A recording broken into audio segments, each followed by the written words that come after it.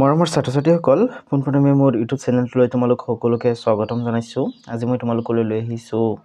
পঞ্চম শ্ৰেণীৰ অংকৰণৰ পাঠ 4 পিঠাৰ মেল এপাটি প্ৰশ্নৰ উত্তৰ কেইটা। গতিকে ভিডিঅ'টো আৰম্ভণিৰ পৰা একেবাৰে শেষলৈকে চাই থাকিবা। তোমালোকক প্ৰথমে দিছে পদ্যটো শুদ্ধ আৰু স্পষ্ট উচ্চাৰণেৰে পঢ়া। তোবাল আগতে পদ্যটো এবাৰ শুদ্ধ আৰু স্পষ্ট উচ্চাৰণেৰে পঢ়ি লওঁ, তাৰপিছত প্ৰশ্নকেইটাৰ উত্তৰ আলোচনা কৰিম। অকমানিহঁতৰ বৰালি কোঠাত বিহু উৰুকাৰ ৰাতি পাচিত বহি পিঠাবোৰে আছিল কথা পাতি। চুঙা পিঠাই মাতিলে গপৰাই খোলা চাপৰীয়া ভাই, দেশৰ কথা দশৰ কথা শুনিছনে নাই। টপাটপ ৰহৰ গোল্লা মুখত সোমাব পাই, লাৰু আৰু পিঠাবোৰক খাই গিনৰ চকুৰে চাই। পিঠাৰ এই গুড় অপমান তালৈ কোনে কৰে কাণ, এইদৰে হলে আমি বেছি দিন জীয়াই থকা টান। এই দেশত আৰু বেছি দিন নাই আমাৰ বাট, কিয় কব তেনে দুখ লগা কথা, সুতুলিয়ে দিলে মাত। ফেনী পিঠাই দিলে উত্তৰ ফেন উলিয়াই, হওঁতে আমাৰ চুঙা বোপাই মিছা কোৱা নাই। আজিকালি আৰু অকমানিয়ে নাপায় আমাক চিনি, লুচি লাগে বিস্কুট লাগে, লাগে চাহ পানী। কবিতাটোৰ কবি হৈছে অতুল চন্দ্ৰ হাজৰিকা। তোমালোকে কবিগৰাকীৰ নাম মনত লগাই থৈ দিবা। তোমালোকক পৰীক্ষাত তেনেকৈ প্ৰশ্ন সুধিব পাৰে যে পিঠাৰ মেল কবিতাটিৰ কবি কোন, তেতিয়া তোমালোকে উত্তৰত লিখিবা অতুল চন্দ্ৰ হাজৰিকা। ঠিক আছে, তোমালা বাকী প্ৰশ্নকেইটাত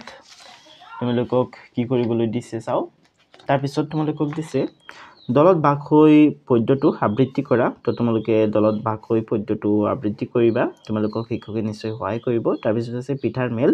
পদ্যটো কাহিনী আকাৰে কোৱা। তো তোমালোকে পঢ়িবা কবিতাটো, তাৰপিছত কবিতাটো কাহিনী আকাৰত ক'বলৈ চেষ্টা কৰিবা। ঠিক আছে, তাৰপিছত দিছে কোনে কাক কি প্ৰসংগত কৈছে, এই দেশত আৰু বেছি দিন নাই আমাৰ বাট। এইটো চুঙা পিঠাই কৈছিলে হয়নে, কাক কৈছিলে, খোলা চাপৰীয়া পিঠাক কৈছিলে হয়নে। তো বলা এই প্ৰশ্নকেইটাৰ উত্তৰ চাই লওঁ। তো তোমালোকক ইয়াত দিছে কোনে কাক কি প্ৰসংগত কৈছে। ক'ত আছে এই দেশত আৰু বেছি দিন নাই আমাৰ বাট, এই কথাটো কোনে কাক কৈছিল, এই কথাটো চুঙা পিঠাই খোলা চাপৰীয়া পিঠাক কৈছিল হয়নে। তো তোমালোকে উত্তৰত লিখিবা উক্ত কথাষাৰ চুঙা পিঠাই খোলা চাপৰীয়া পিঠাক পিঠাবোৰৰ গুড় অপমান দেখি কৈছিল। অ'কে, বুজিলানে। তাৰপিছত আছে কিয় ক'ব তেনে দুখ লগা কথা, এই কথাটো কোনে কৈছিল, এই কথাটো সুতুলি পিঠাই চুঙা পিঠাক কৈছিল হয়নে, কাৰণ চুঙা পিঠাৰ কথা শুনি সুতুলি পিঠাৰ খং উঠিছিল। তো তোমালোকে উত্তৰত লিখিবা উক্ত কথাষাৰ সুতুলি পিঠাই চুঙা পিঠাক কৈছিল, কাৰণ চুঙা পিঠাৰ কথা শুনি সুতুলি পিঠাৰ খং উঠিছিল। ঠিক আছে,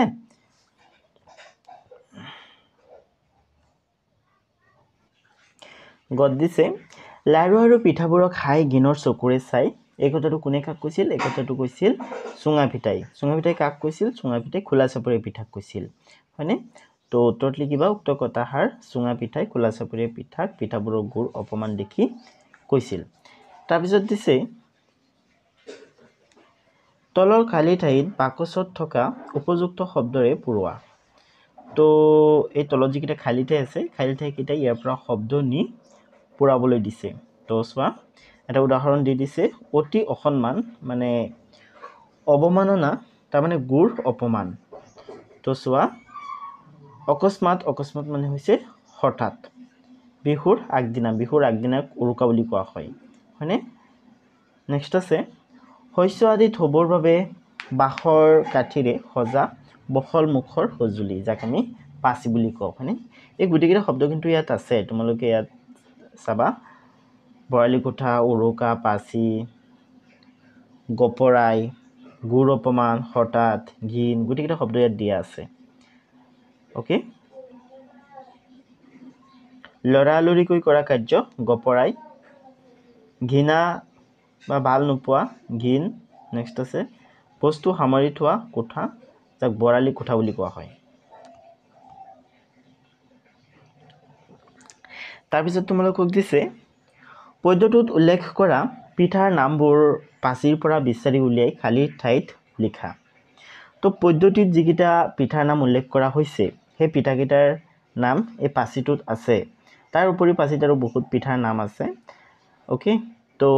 এই গোটেইকেইটা পিঠাৰ নামৰ পৰা যিকেইটা পিঠাৰ নাম পাঠটোত উল্লেখ কৰা আছে তাৰ মানে পদ্ধতিত উল্লেখ কৰা আছে এই পিঠাকেইটাৰ নাম ইয়াত বহাব লাগে ঠিক আছে তো ইয়াত বহুত কেইটা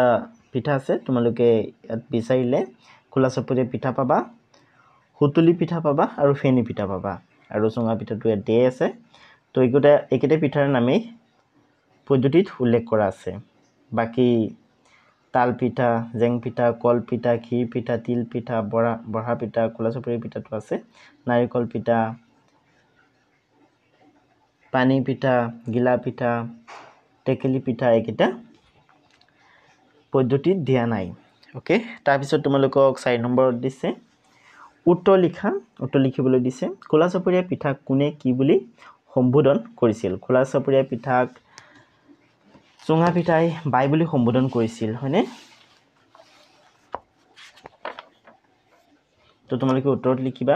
খোলা চাপৰিয়া পিঠাক চুঙা পিঠাই বাই বুলি সম্বোধন কৰিছিল নেক্সট কত আছে কি পিঠাই পিঠাৰ মেলত ভাগ লৈছিল তো ইয়াৰ উত্তৰত লিখিবা চুঙা পিঠা খোলা চাপৰিয়া পিঠা হুতুলি পিঠা আৰু ফেনি পিঠাই পিঠাৰ মেলত ভাগ লৈছিল তাৰমানে অংশগ্ৰহণ কৰিছিল ওকে তাৰপিছত গত আছে অকমানিয়ে পিঠা লাৰুৰ হলনি কি খাবলৈ বিচাৰে তো উত্তৰত লিখিবা অকমানিয়ে পিঠা লাৰুৰ হলনি লুচি বিস্কুট চাহ ৰসগোল্লা আদি খাবলৈ বিচাৰে ওকে ছাত্ৰ-ছাত্ৰীসকল তাৰপিছত আছে ভাষা অধ্যয়ন অৰ্থাৎ ব্যৱহাৰিক ব্যাকৰণ চুঙা পিঠাই মাতিলে গপৰাই খোলা চাপৰিয়া বাই গপৰাই শব্দটোৰ দৰে টপৰাই শব্দটোৱেও ততালিকে অৰ্থ প্ৰকাশ কৰে উদাহৰণ ৰাজুৱে সকলো কথাতে গপৰাই মাতে হি টোপনিৰ পৰা গপৰাই উঠিল সকলো প্ৰশ্নৰ উত্তৰ গপৰাই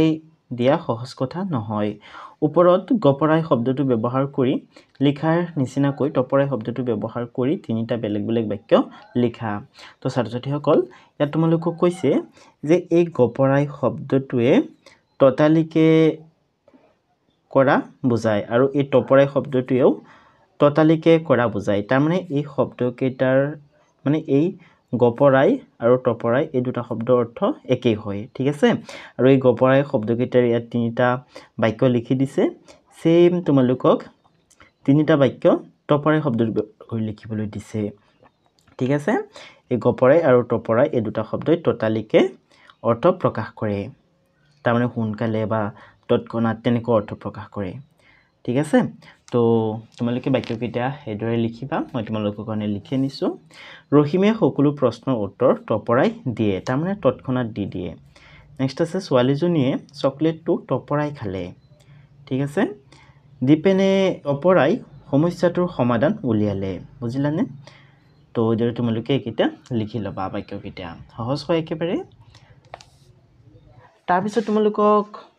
দিছে যে দলত আলোচনা কৰি শব্দবোৰৰ পাৰ্থক্য উলিয়াই একোটাকৈ বাক্য ৰচনা কৰা উদাহৰণ দি দিছে পাতি হাৰি অৰ্থত নেক্সট আছে পাতি দাড়ি বা পাতি তামোলৰ পুলিবোৰ পাতি পাতিকৈ ৰুবা পাতিত বহি কোন মইনাই সাধু শুনি আছে তো ছাত্ৰ-ছাত্ৰীসকল ইয়াত যিকেইটা শব্দ আছে শব্দকেইটাৰ মানে দুটা শব্দ দিছে শব্দকেইটাৰ উচ্চাৰণ প্ৰায় একেই হয় কিন্তু শব্দবিলাকৰ অৰ্থ সম্পূৰ্ণ বেলেগ যেনে কথা কটা এই দুটা শব্দৰ অৰ্থ বেলেগ এই কথা শব্দটোৱে আমি কোৱা কথাক বুজায় আৰু এইটোৱে মাটিৰ জোখক বুজায় ঠিক আছে এই পানী শব্দটোৱে আমি কোৱা পানীক বুজায় অৰ্থাৎ জল আৰু এই পানী শব্দটোৱে হাতক বুজায় ঠিক আছে তো মানে এইবিলাকৰ অৰ্থৰ পাৰ্থক্য দেখুৱাই বাক্য ৰচনা কৰিবলৈ দিছে তো তোমালোকে এইদৰে ৰচনা কৰিবা কথা মুখৰ কথা আমি সদায় সঁচা কথা ক'ব লাগে নেক্সট আছে কথা এইটো মানে মাটিৰ জোখ মানুহজনৰ 3 কথা মাটি আছে হয়নে 5 কথাত এবিঘা হয় হয়নে 4 বিঘাত 1 পুৰা হয় তোমালোকে নিশ্চয় শুনিছা ঠিক আছে নেক্সট আছে পানী মানে জল পানীয়ে প্ৰাণীৰ প্ৰাণ নেক্সট আছে পানী এই পানীটো মানে হাত ঠিক আছে ছোৱালীজনীয়ে ল'ৰাটোৰ পানী গ্ৰহণ কৰিলে নেক্সট আছে গত আছে মাটি মাটি তো এই মাটি শব্দটোৱে ভূমিক বুজাইছে ঠিক আছে অসমৰ মাটি পলসুৱা নেক্সট এই মাটি শব্দটোৱে কাৰোবাক মাতা বুজাইছে ঠিক আছে ৰামে ৰতনক মাতি আছে নেক্সট আছে দিন দিন দিন তাৰ মানে দিব অৰ্থাৎ ডি এ ৱাই ইংলিছত ডে বুলি কোৱা হয় এক দিনত 24 ঘণ্টা বা 24 ঘণ্টাত এদিন আৰু এই দিনটোৱে দুখীয়াক বুজায়